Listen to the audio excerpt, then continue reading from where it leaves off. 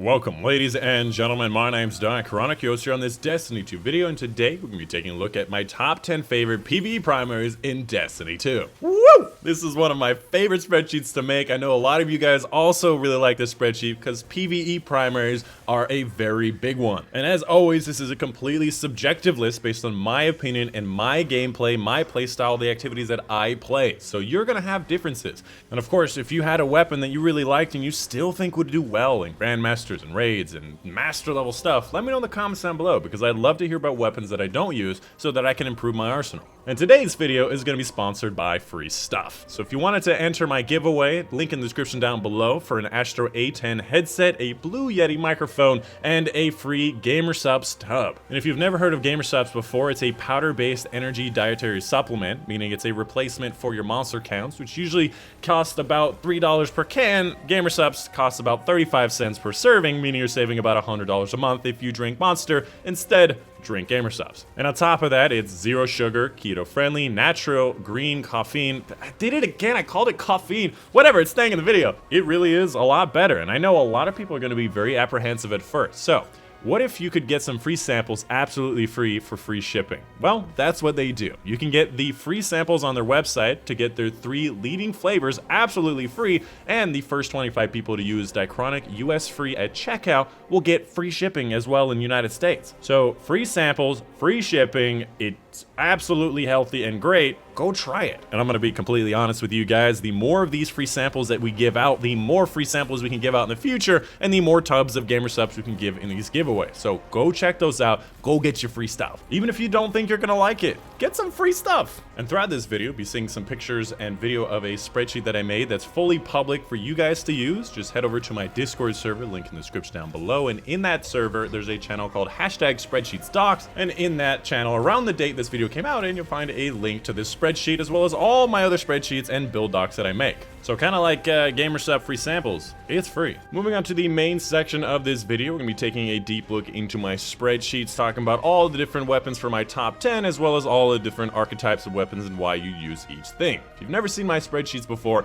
here it is. Dark theme pictured out, lots of fun information, including my recommended rolls for all of the legendary weapons, best mods, masterworks, as well as all of the catalysts for all of the exotic weapons, how to get them, how to complete them, where you get the finisher, whatever it is. Everything is listed here that I could find on the internet. And this is also true for pretty much all the weapons all the way down. If you want to know how to get a certain exotic weapon quest, I have literally linked tutorials, not my tutorials by the way, I linked tutorials to how to get each one of these. It's an amazing spreadsheet and I highly recommend you use it for your day-to-day things, especially if you're not sure what to go for and why. And as you'll notice, I've also added a new column, the sunset column. This will display exactly when a certain weapon is going to sunset, and there's certain weapons that many people may not know about. For example, this Forsaken weapon, Nation of Beasts, actually got reissued. So there's a lot of weapons that are getting reissued. For example, all of the Last Wish and Garden of Salvation weapons got reissued in Season of Arrival, so they'll have multiple DLC release numbers and of course updated sunset numbers. And as you can probably tell, I don't really do my top 10s like a lot of other people do. I'm not going to just go through the top 10 and tell you specifically why I like these. I'm going to be telling you about the different archetype of weapons, so for all auto rifles, why I chose specific ones to be the best of the best, and certain weapons that really just fell short, and my recommendation to Bungie of what they need to do to make them better. And with this information, you can better judge your own weapons in the wild. And in regular Dychronic fashion, we're going to be working our way from the worst type of weapons up through the top 10, all the way to the best type at the very end. Up first for the bows. Now most people understand why bows are not performing well in the metas, that they have infinite range, which means they have worse DPS. And on top of that, bows are a little bit harder to handle as compared to something like an auto rifle. Now there are certain situations that I have found that bows can be useful. Trying to solo flawless my Shattered Throne, I found certain bows like the Subtle Calamity to do very well, being able to snipe enemies from so far away before they can even attack you, but in a lot of high-level gameplay these days, you never really need much more range than the 390 pulse rifle. And if you do, there's a lot of very powerful snipers we have these days. Quick note on the only primary ammo grenade launcher in the game, Fighting Lion, generally going to be using this with another primary ammo weapon, so you can do that wombo combo, fire in the Fighting Lion, switch to the other weapon, fire that weapon, auto-load the Fighting Lion.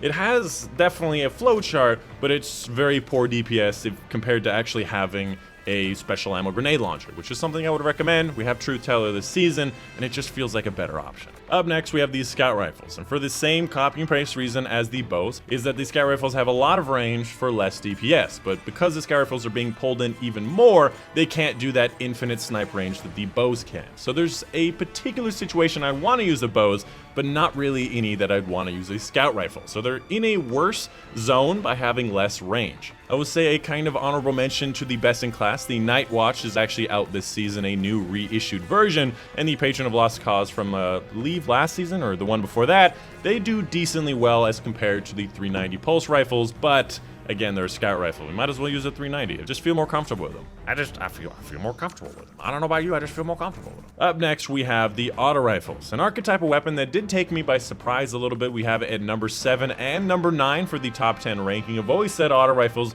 are going to be that easy weapon to use, but a low performance ceiling on. Now, if you were to compare auto rifles to hand cannons back to back, just an open DPS test, you might find the numbers are really not that different. However, in actual real life usage, the auto rifles are more dangerous to use. The main mechanic that forces this is the fact that you have to stay out of cover and actually see the enemy the entire time you're firing the auto rifle, as compared to the hand cannon, where you can actually peek out of cover, fire a couple shots, and then go back behind cover. You can even peek between every single shot, meaning you're in cover a lot more often. In the higher level gameplay, you cannot stay out in the open, where the auto rifle forces you to do that. Even with pulse rifles, you can fire a couple of bursts, go back behind cover, and there's a certain cadence to it that actually feels better for cover. But the auto rifles, you really have to stay out of cover that entire time you're firing. And once you get good at the game, you're also going to be performing better with the hand cannons as well. Once you get used to it, you're going to be getting a lot more headshots than you would with an auto rifle. However, for the auto rifles, I would say if you're going to be using them, the 600 RPMs are definitely going to be your best bet, specifically for the Gnawing Hunger, the newest reissue this season, with an amazing set of perks. Tons of damage options, stability options, range options. It's pretty much one of the best auto rifles you can have in PvE. As far as the other ones, the 360s and 450s fire a little bit too slow with a little bit too much kick, and they compare a little bit too closely with the pulse rifles, which I believe to do better, and then the 720s just fire a little too fast, not enough damage, and again, SMGs and sidearms do better than them. So they're in a territory that they don't really have much purpose. Up next, let's talk about SMGs. Probably a bit of a contentious section of weapons. Firstly, for the fact that Recluse is placed at number 4 when it used to be number 1 in the last like 5 or 6 seasons. But honestly, Recluse has started to fall apart. Firstly, it is an incredible weapon. Let me just say out of the bat, it is at number 4. It is a very good weapon still. The fact that it has a perfect 100 recoil pattern, has a reload perk, has a damage perk, and has lots of range and stability perks, and it's lightweight, meaning you run faster, and you better crit modifier from the lightweights. It's just a good option to have. That being said, it's been nerfed many times, meaning that Master of Arms did less damage, less crit modifier. The fact that Feeding Frenzy and just reload perks across the board has been cut this season.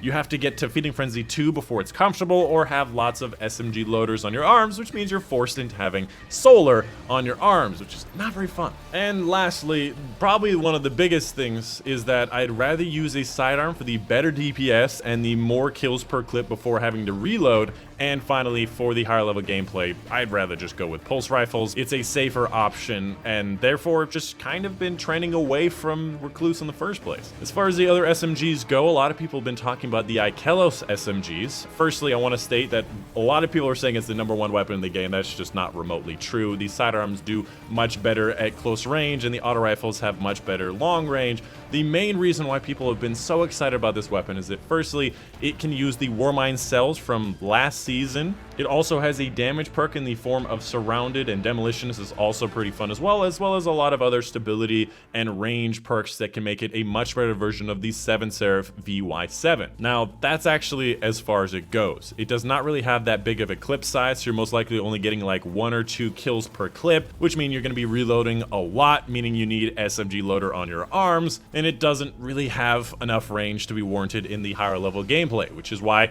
I would trend more towards pretty much the the auto rifles, which is a sad state of affairs. That being said, I would still say it's the next in line after the Recluse. Out of all the SMGs, it is going to be the next best SMG when the Recluse is sunsetting, but SMGs are kind of falling apart these days. Their champion is being thrown aside by the sidearm meta. Moving on to the next category is going to be the pulse rifles. Now, I've alluded to the pulse rifles a few times throughout this video. Their main benefit is that they have good range for decent DPS, you know, a little bit more range than the auto rifles and a little bit better DPS than the scout rifles. And they fit in that particular space where they're a very safe and good DPS option in the higher level GM Nightfalls. Out of all of the different pulse rifles, I found that the 390 pulse rifles have very good stability, very good range, and still a good DPS. After that, the 450 3-burst pulse rifles are going to be better for the medium PvE, where you can shoot them faster, get a lot more kills faster when they have less health, but they lose out when they don't have enough range to combat the higher level Nightfalls. Outside of that, some people may argue for the Outbreak Perfected or the Bad Juju. Outbreak Perfected does have better DPS with its nanite, swarm, and all that whatnot, but that is not the purpose of primary ammo weapons. Primary ammo weapons are supposed to be used on fodder enemies, red health enemies, which is why I would recommend just using a special ammo weapon instead of having to focus your exotic on Outbreak Perfected. And for Bad Juju, you do get a little bit of super energy, and it can be used for fun in different super based builds, but again, the 450 archetype is just a little bit too short range for a lot of things, and I would rather use my exotic for my special these days. And as far as Grandmaster Nightfalls go, the pulse rifles and 390, honestly going to be one of your best options, especially this season. The fact that we have so many pulse rifle and rifle based perks in the artifact, it's going to be a great option. Moving on to sidearms, probably the second best from my spreadsheets, definitely the second best weapon type in the game right now. I have been absolutely loving the Breachlight and of course the 3-burst Omulon adaptives. They have been so much fun and better DPS and better kills per clip than the SMGs, definitely trending towards sidearms these days. And out of all of the sidearms, these are the only one worth your time. I would say out of all of the other sidearms, they just feel a little bit too clunky, a little bit too slow, and not enough kills per clip to warrant using them. And honestly, I also feel even though that these are burst weapons, and burst weapons usually suffer a little bit more at range, these have some of the best ranges out of all the sidearms as well. And we have a kinetic and energy option, which is wonderful. Honestly, if I ever see a 2-burst aggressive or a 3-burst Omulon in any future season, I am getting myself one. It's gotten to the point where I actually use these in Master and Grandmaster Nightfalls. Now, not that commonly because close range is dangerous, but it is so effective that I want to use them. And finally, at the #1 weapon type in the game, we have the hand cannon, a high skill floor and a high skill ceiling weapon, and honestly, they feel really, really satisfying to use as well. Now, there are a lot of hand cannons on the list, so I'm just going to section things off little by little. First of all, for the 110 hand cannons, they don't really have that much of a range benefit over the 140s, and they're a little bit clunkier and slower to use, although I do know they talked about improving the range benefits of 110s to make them more feasible, and of course, they also have terrible reload times, which got further nerfed by the fact that all the reload perks got nerfed as well. The 180 hand cannons and beyond fire a little bit too quickly, take a few too many shots to be viable as far as DPS and time to kill, and honestly they compete with auto rifles, pulse rifles, and even some sidearms in the range. The sweet spot when it comes to PvE are going to be the 140s and 150s, and specifically I prefer the 140s over the 150s. Now in the past I have said because of that slight range difference, the 150s are going to be better because they take the same number of headshots to kill the same, for example, Cabal enemy, but they shoot faster. Now, in the medium level and below PvE, that's true, but once you get into the Masters and Grandmaster Nightfalls, the 140s actually start to take less shots, and they do it at a superior range, which means they're actually going to be doing it even faster because you generally want to stay far away from enemies. So for that reason, the 140s are winning out in PvE, in my opinion. And on top of that, we had 2 new reissues this season. All of the Last Wish Raid and Garden of Salvation Raid weapons have actually been reissued. So my Nations of Beasts that I've had for like 2 years now is now up to a 1360 Sunset, and it is a lot of fun to use with a lot of range. And the same goes for Ancient Gospel, with a lot of great perks including Kill Clip for both of these, Rapid Hit, Outlaw, just a great set of weapons with a great set of perks. I will say that Outstringer is going to be sunset this season, meaning that it cannot go past 1060, even though it has great availability in the Menagerie, great sets of perks, and also looks really good and an amazing base range stat.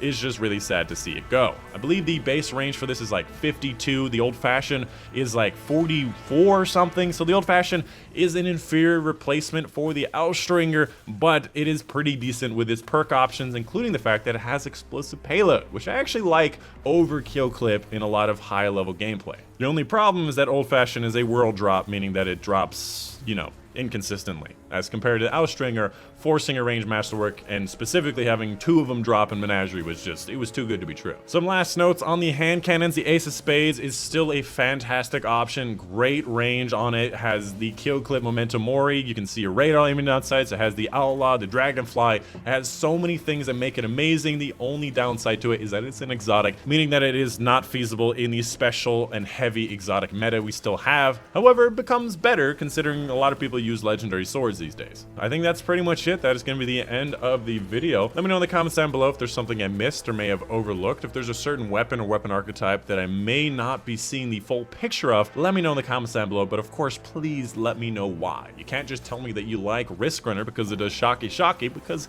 in the high level gameplay, the Shocky basically never happened. I know that people are going to be harping me in the comments being like, oh, the only SMG's worth your time, huh? What about Risk Runner and Huckleberry? And I'm like, yo, how often do you see like a top level raid player or GM Nightfall with a Risk Runner? Yeah, not so much. Anyways, that's the end of the video. Hope you guys did enjoy. My name's Dychronic. Thank you so much for watching, and I'll see you guys on the next one.